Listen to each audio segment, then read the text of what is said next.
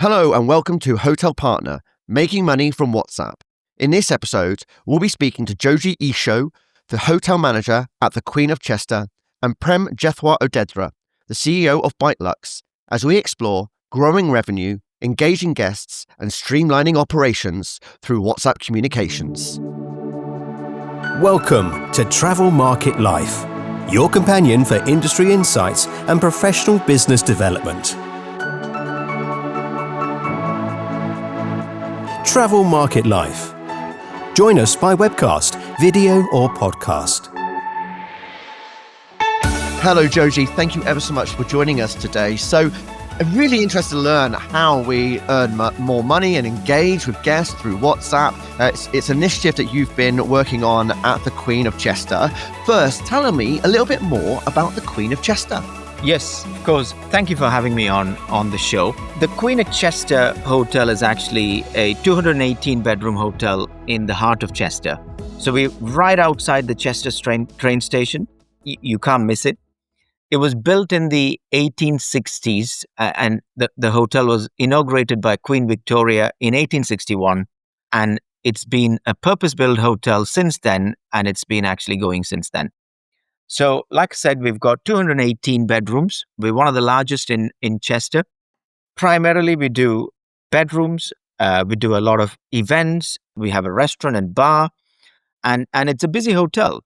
And I've been at the Queen for about 2 years now as the hotel manager. It's been a fantastic time. And the Queen is actually a part of a company called the LGH Hotel Management Limited. LGH has about 40-odd hotels in the UK.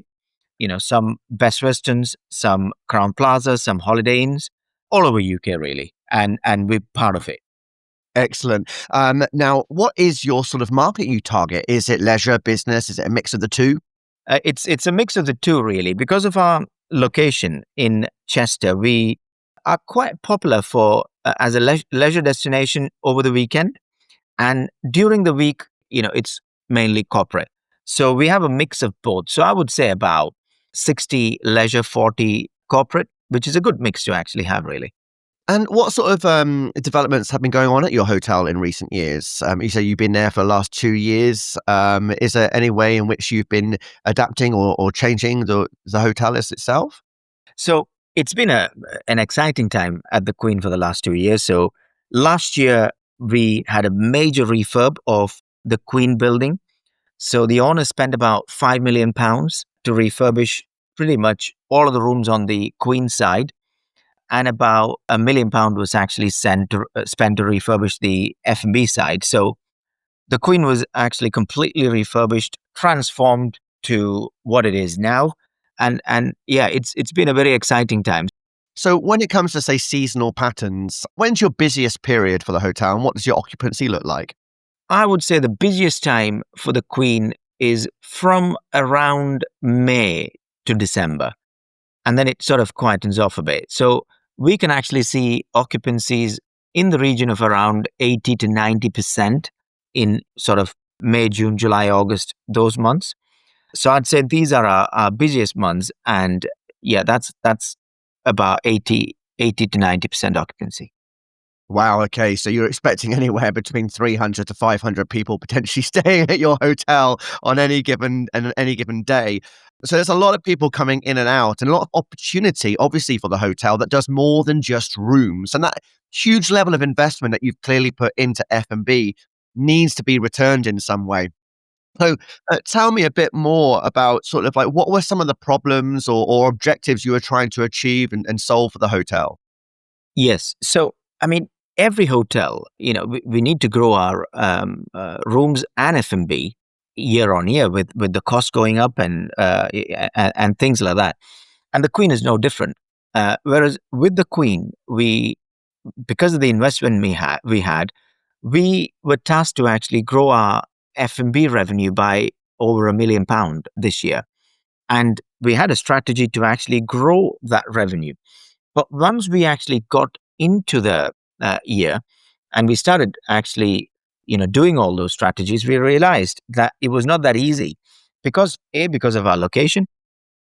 Chester, we're pretty much in the middle of Chester. So there's a lot of opportunities for guests to actually just go out and eat. There's loads of restaurants, there's loads of high-end bars just outside the Queen. So we were struggling to retain people in the hotel.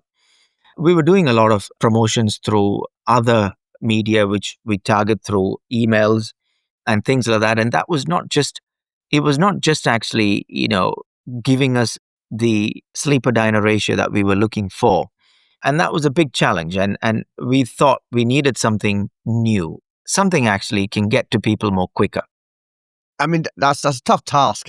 A bid budget of $1 million in 1 year to try to achieve for F&B, but then makes complete sense. You've got to see the ROI from the investment being made in refurbishment, because we know that you're going to have to come around and refurbish those F&B spaces perhaps faster and sooner than perhaps some of the rooms. So you need to see the ROI come in. And as you say, things are changing, aren't they? The landscape of engaging with guests nowadays, those emails just don't hit the way they used to. No. I mean, I can speak from my own experience. And, I've got emails coming from everybody into my personal email. And, you go everywhere, you sign up for emails, and you just haven't got the time to actually look at it. So we were looking for a new means of marketing. And we came across Biteluxe, which primarily gets to people through WhatsApp. And everybody's on their phones these days. And you get a WhatsApp message, you're quick to look at it. So we then actually decided to bring in Biteluxe, which sort of sends a message to people. So there were a few benefits of going with Biteluxe and bringing a WhatsApp messaging system in. One was actually the marketing to get more bums on seats in our food and beverage outlets. And the second was, everybody will know this now, people actually, whenever they've got an issue or whenever they've got a question or anything, although all these things are there on the website, people want to just pick up the phone and actually call the hotel. And these days, you just can't keep up with that volume. So although it is not a direct revenue generation stream, we were getting a lot of complaints before from guests that they couldn't just get through to the reception and find out about something. That's something that Biteluxe has solved as well. So yes, it does actually get more people in, but it's also answering a lot of day-to-day questions. It's also actually answering people's questions because, Biteluxe is AI generated. So it's not necessary. A lot of the questions necessarily not answered by my team. It's actually answered by the AI, which we call Amanda, at the Queen. So Amanda actually will get a message from the guest when she engages with the guest. The guest might not actually want an offer at that point, but they will say, "Oh, by the way, we're actually looking to come in early on X date. Is that possible?"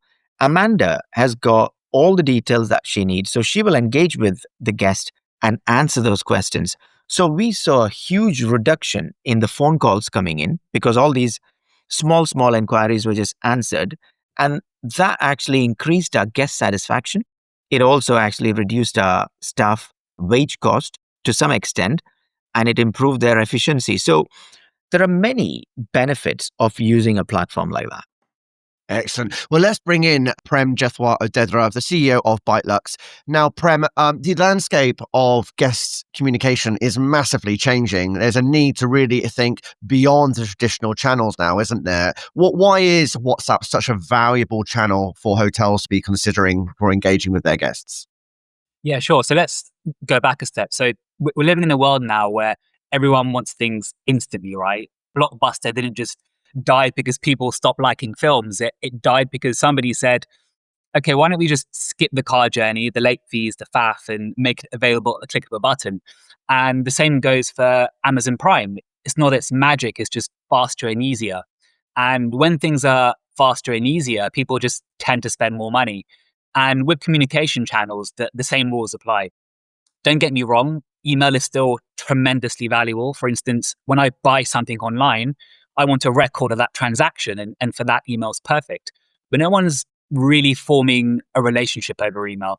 But instant messaging, on the other hand, is where relationships are built because it feels natural and immediate. It's a familiar environment. And that's even before we consider all of the inbox rules, which are happy to bury those hotel emails somewhere in a promotions tab. And current email open rates are around 20% and decreasing every year versus a WhatsApp open rate of 98%. And we can see this playing out in plain sight. A lot of the hotels will send an email first, and then a WhatsApp message with the same request. But it's that WhatsApp message that's getting the room upgrade or the table booking or the early check-in because it feels personal and it's fast and it's easy. But I mean, WhatsApp, individual numbers, firstly, you need to capture that number, right? The email is often there because you've made the booking. So how do you capture the phone number? But then how do you also make sure that you can engage with every single guest? Because it's quite personal. It's quite different. It's how do you automate that and scale it up for a 218 room hotel? So on the first point, so we see a mobile telephone number capture rate of around 70 to 80%. That is when somebody books on an OTA or they book direct, they'll tend to leave their mobile telephone number the vast majority of the time. And for increasing that number, what we're looking at using is ironically some pre-arrival email forms to capture that mobile telephone number and then port them into the WhatsApp flow. But regarding real-time conversations, they definitely need to be treated differently. Where emails formal, composed, slow in pace, WhatsApp messaging is quick, it's messy, it's a familiar space, which is exactly why it works. I'd say that where instant messaging really shines is when hotels lean into that dynamic and they stop broadcasting static messages and instead begin starting conversations. But if you're starting conversations with guests, then they feel personally connected to the property, they feel understood, they feel special, and importantly, they're going to be spending more money.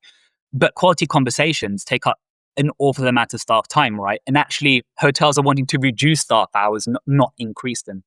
So you bring AI into the mix to help manage those conversations, but the bar is going to be higher, right? Especially in the luxury segment. It can't just parrot back pre-written lines. It has to understand nuance.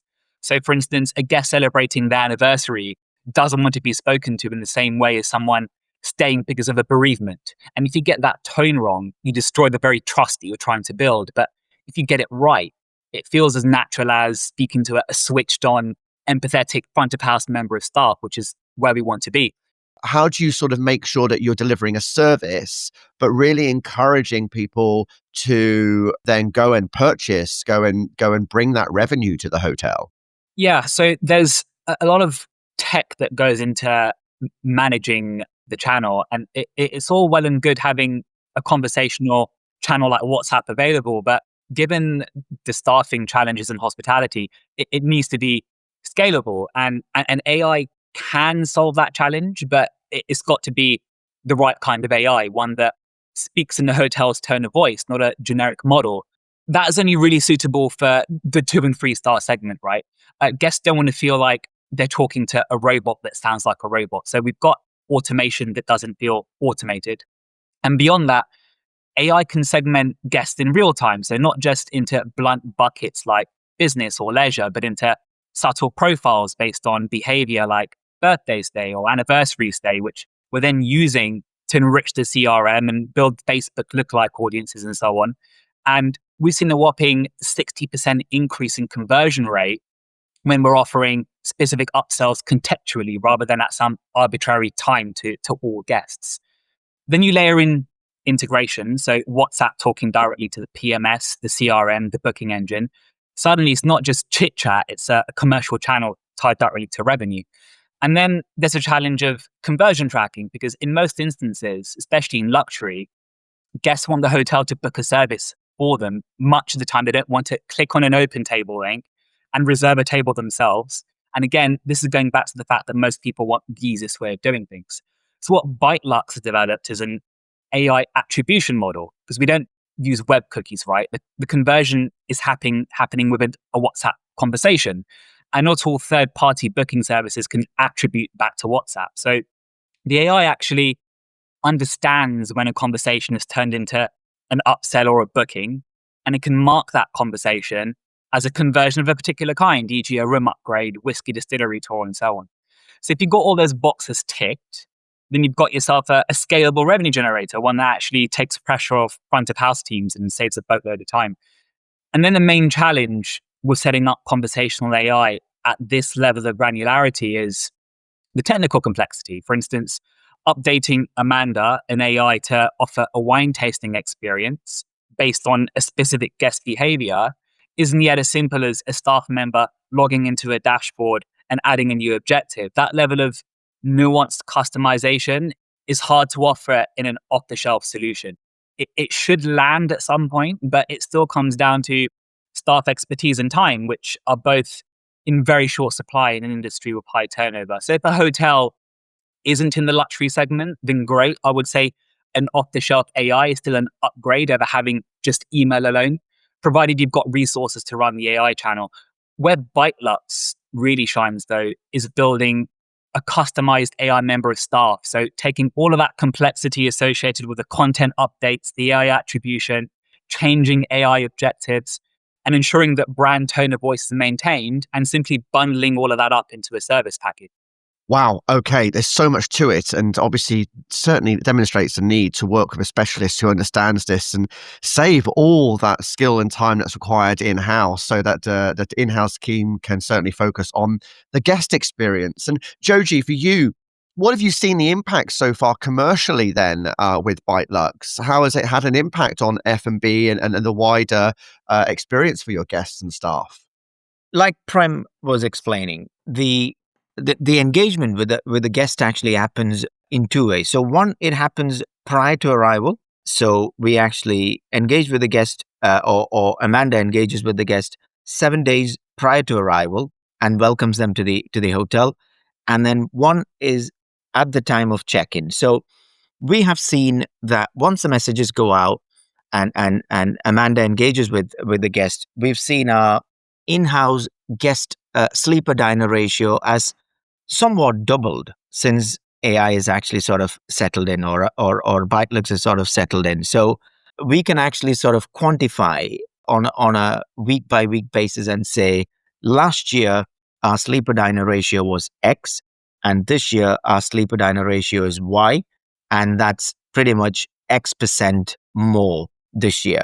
And because of that growth, we're able to justify the use of this platform, and it's actually happy days for the return on investment as well. So it's looking positive, and we can see the numbers actually pretty much doubling in all areas. And a lot of the times, like Prem was saying, Amanda engages with guests, and we put offers out and promotions out, and then these offers and promotions over time are somewhat adapted in a way that the guest is responding. So there's somebody at the Queen who actually goes through a lot of these messages and filters them. And we saw a need for early check-in. We were not doing that before. We saw from the guest message a need for early check-in. So we then actually created a early check-in offer with Prem and put it out there. And we're seeing actually a lot of pickup on it. And to some extent, I was just having a conversation with Prem before this meeting. We're seeing so much take up on it that we're having to tweak it to put some more sort of, guidelines on so we can actually manage it. So yes, the figures are looking positive when we compare it to same time last year. The pace is actually higher.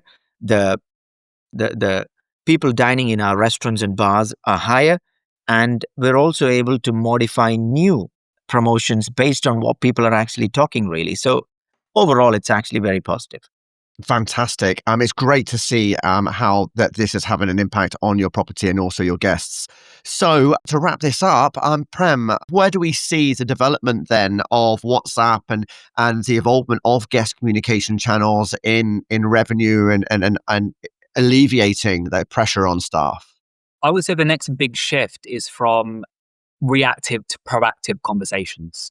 At the moment, most hotels are still just answering questions, and even then they're struggling with volume, as Joji alluded to before. But the real opportunity is anticipating needs before they even asked, right? For example, casually finding out what a guest is most looking forward to about their stay, and then connecting that to an experience we already know they're more likely to buy. And then that's not selling, that's helping. So it's also an increase in guest satisfaction because you just help them increase the quality of their hotel experience in a meaningful way. in the past, all of that would happen on a pre-arrival call, but that demands a huge staff time commitment. And that's if you're lucky enough for the guests to actually pick up the phone in the first place. A good hit rate is about 20% and declining.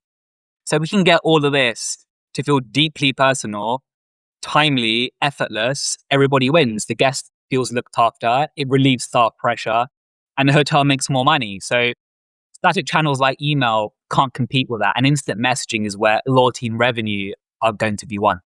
Thank you. And Joji, what piece of advice would you give to hoteliers when it comes to embedding a partner like Biteluxe and utilizing WhatsApp throughout the business? Well, the main thing that I would say is that if you are interested in growing your outlet's revenue, if you are interested in actually making sure your guest has a good experience before even they arrive at the hotel, and if you want overall a good engagement rate with your guests, I would say it will be very beneficial to use a platform like Biteluxe. Excellent. Joji, Prem, thank you so much for your time today. I'd like to thank my guests, Joji Esho, the hotel manager at the Queen of Chester, and Prem Jethwa-Odedra, the CEO at Biteluxe, exploring making money from WhatsApp. You can check out more of our episodes on Apple or Spotify podcasts, or you can sign up to our newsletter on travelmarket.life or through LinkedIn, where you can get our latest updates. Thanks for listening. I'm your host, Ryan Haynes.